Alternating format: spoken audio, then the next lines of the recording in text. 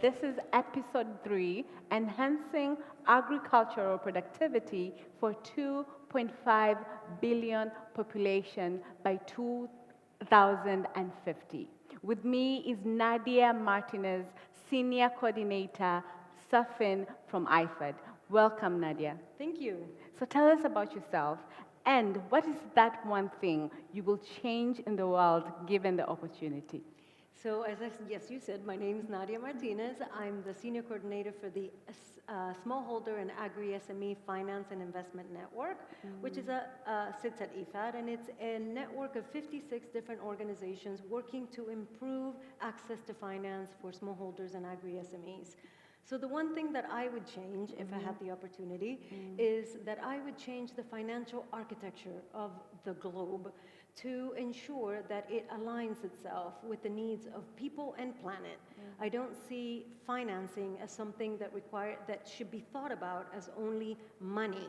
It's also about meeting a need, and so the money is just a means to an end. And so the more that is seen as a holistic system, the better that I think will be. Amazing. So financing should be looked at as a holistic system to meet a need. So one of the needs that we have is feeding a population of 2.5 billion by 2050. What are we going to do to ensure that we comfortably do that? Well, I think that the best way to do that is to help smallholders produce the food that we need. Smallholders at this moment have a lot of need. We actually did a survey very recently of farmers' organizations in East and West Africa, and Southern Africa as well, so basically the continent, that showed that farmers are getting only a small fraction of the financing that they require to be able to help their businesses, their farms grow. So that's one of the things that we need to do. I think that transforming food systems and the fact that smallholders and agri-SMEs are in the center of that is really the way to go. So in Africa, there are an estimated 33 million smallholder farms, and the farmers that live on them contribute up to 70% of the food supply. Do we have programs and initiatives that help small-scale farmers become agri-entrepreneurs?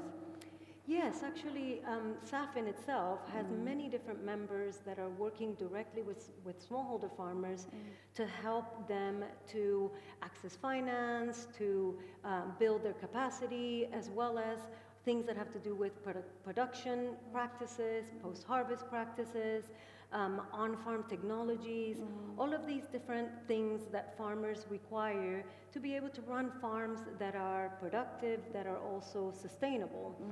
On the other side of the equation, that's sort of on the demand side. On the other side of the equation is on the supply. And many of our members are financial institutions, multilateral development banks, and other financiers, impact investors, that are attempting to understand the needs and the challenges of farmers and small businesses and adapting their products to make sure that they can meet those needs. Amazing. So help me understand, what is the nexus between agricultural productivity and access to finance? Well, farmers can't increase their productivity unless they have the ability to finance the inputs that they need to be able to do that. And it doesn't necessarily have to be harmful things. We're not talking about necessarily chemicals, just even seeds. You know, rather than recycling seeds, if they can afford to buy seeds, that's certainly something that they can do to increase their productivity. There's also the access to services. You know, productivity isn't just about getting a bigger yield. It's also about being able to access services that then enable you to farm better or to farm larger pieces of land. For instance, I have an example of a program that I worked on where there was a provision of post-harvest services. For instance, as we know, women and children are the ones that in the household tend to do the threshing or the shelling of their crop, and so a family may only grow what they're able to manage to to do before they can lose that crop. But if they're enabled to have services, if they can access technologies that help them to thresh or to shell, they're able to produce more by knowing that they're going to have the ability to process that crop. Amazing. You spoke about tailor-made solutions. Now, I want you to explain first if there are any policies that are enabling financial institutions to provide small-scale farmers with tailor-made financial solutions. Yeah, there's a lot of financial institutions now. I mean, I think there's a big recognition that banks aren't meeting the needs of farmers and small businesses. And they recognize that, and they would like to do more. So the types of policies that I'm seeing really helping, or even not necessarily policies, but also like different approaches and models, have to do with, for example, blending finance. So one of the reasons, or the biggest reason, that financial institutions don't invest or don't lend to smallholder farmers and agri-SMEs is because of the high risk of doing that. As we know, agriculture is perceived as very high risk. In some cases, it really is high risk. And in comparison, from the perspective of a financial institution with like infrastructure or say retail, it's much more attractive to finance in those sectors, whereas agriculture is maybe a little bit more difficult, less attractive. So the kinds of programs and policies that I've been seeing that are really helping to sort of unlock that have to do with just making it easier for banks to take higher risk, offer lower interests, and have some sort of measure of risk mitigation. So where, for example, first loss capital, so that you're not the first one to lose when there's a default. And many of the sort of blended finance mechanisms that are now being tested are really helping to prove a concept that actually can work. And once then you have the system doing that on its own, then you can remove, you know, the sort of I don't want to call it a subsidy, but the blending, let's say, the public part of it, and let the commercial sector work on its own.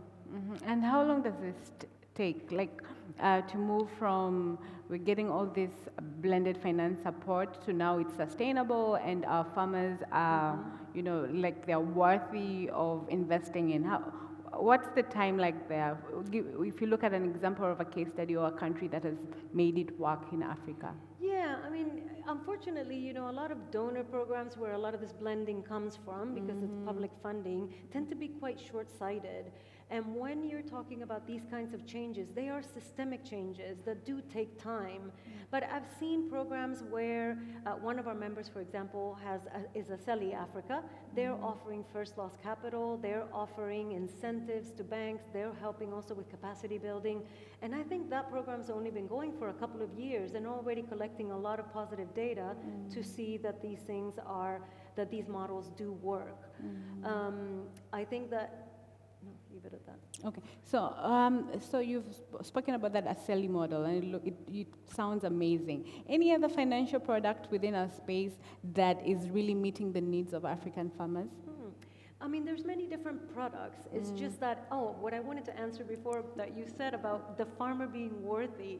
It's not necessarily that they aren't worthy, it's that a lot of times they don't meet the criteria that a financial institution needs to be able to make an assessment, even a risk assessment, to be able to advance a loan. And let's also remember that not all farmers want to get in debt, and not all of them want, you know, loans or investments. So we need to be really, really careful about what we call segmentation. We need to understand the customer and the needs of the various customers and provide products that meet those requirements. If a farmer wants a loan and would like to invest in their farming enterprise, then that should be available. But we shouldn't confuse that with saying we all want to just in-debt farmers and they should take loans if they don't want to do that. So I want to make sure that that's really clear. So now that takes us to my question. You see, what are those tailored solutions that you've seen Yeah. that work for the needs of the farmers? Exactly. So there's many different products. I mean, you have things that are, for example, asset finance. So when someone wants to buy a piece of technology, and those are a little bit easier to provide for banks because you have the asset that can be used as collateral, which is one of the main issues that farmers have, especially women farmers, that they don't have, for example, women owning land, they don't have the kind of collateral requirements that the banks would need to feel like their investment is not at risk, or that they're protected in case that the risk, goes into default, the loan goes into default. There's also trade financing, for example, where you have a company that is providing a market, and this is very important for lending to smallholders and to small businesses, is that they need to have a market, because without the market, it's very difficult to have that assurance that your product will be sold and that you will be paid and that you'll be able to repay your loan. Yeah. So those are also, there's some interesting models of trade finance where a company, for instance, and those tend to be more in the established value chains, that are much more structured and neat. A company that is the buyer could start, in a way, guarantee, using a purchase order or a contract that they will purchase the product, and then the SME that is aggregating the product from farmers, or if the farmer themselves are selling directly, they can use that as a guarantee for the banks so that they can get a loan. So when you're speaking, one thing that came to my mind is and how our government, the Tanzanian government, has been spoke with the Bankers Association and told them that they will incentivize them if they take if they put the interest to the loans, farmers' loans interest to a single digit.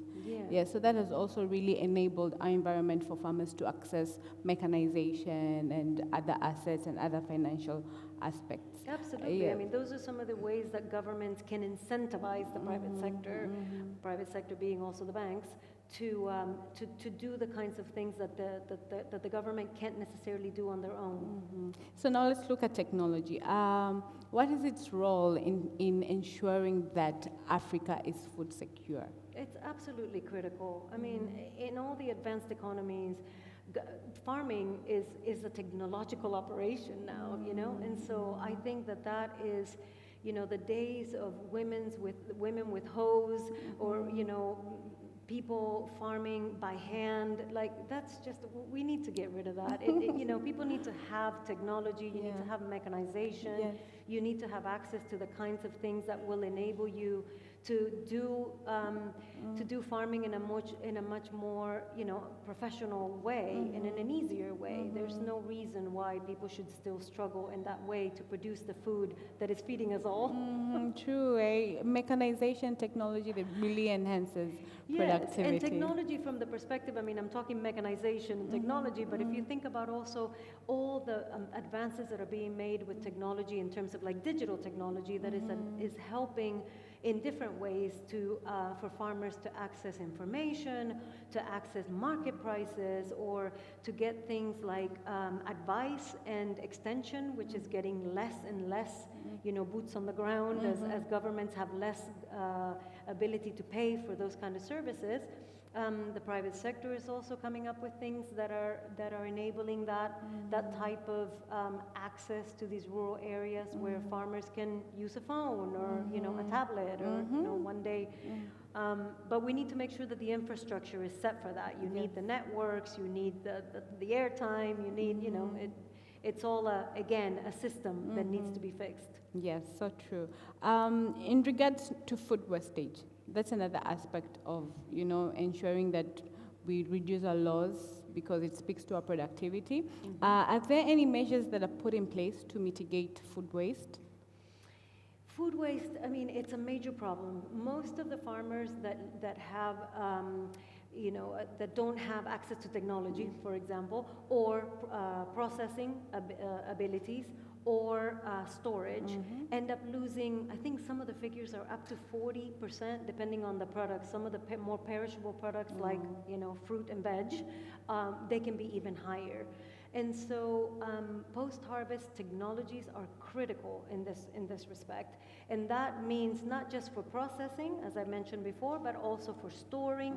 And some of those technologies are really inexpensive. I mean, for grains, for instance, you have hermetic bags. We're not talking warehouses and big containers and things like that. Those, yes, are needed as well, especially as we increase productivity and there's more demand for that. But even at the household level, there are solutions. So true. So you've given us a good example. Do you want to expound more on the bag as a solution to food waste? They have, what did you call it? Hermetic. Yes, the hermetic Yeah. bag.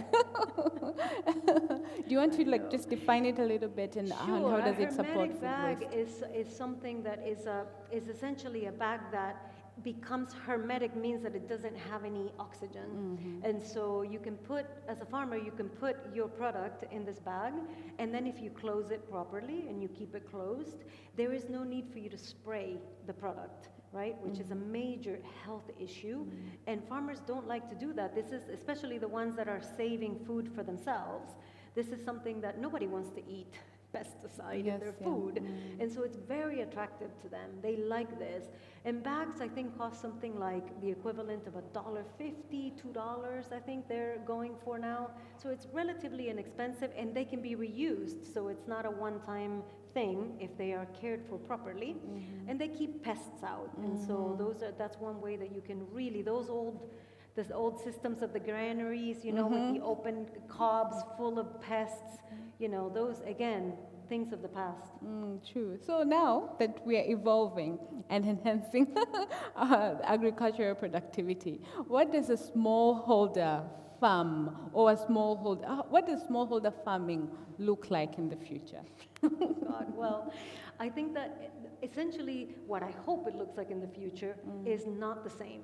So I hope that there's a whole variety of different ways of farming. Everything doesn't have to look exactly one way. You can have small farms, you can have big farms, you can have farms that are integrated with agroecology or like different ways, things that are called dynamic agroforestry, where you have different tiers. You don't have to have monocrops, you know, and land of the same thing.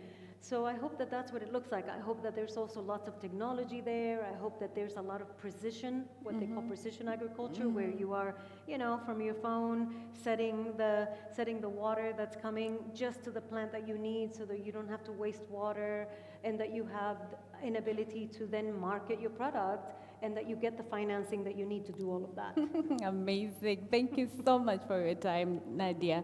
I have two quick fire questions for you. One, what are the two things that government can do to make sure that we can feed 2.5 billion people in the next 30 years? Well, Please look at the camera. Yeah, I mean, I think what governments can do and should do is invest in food system transformation, is invest in agriculture.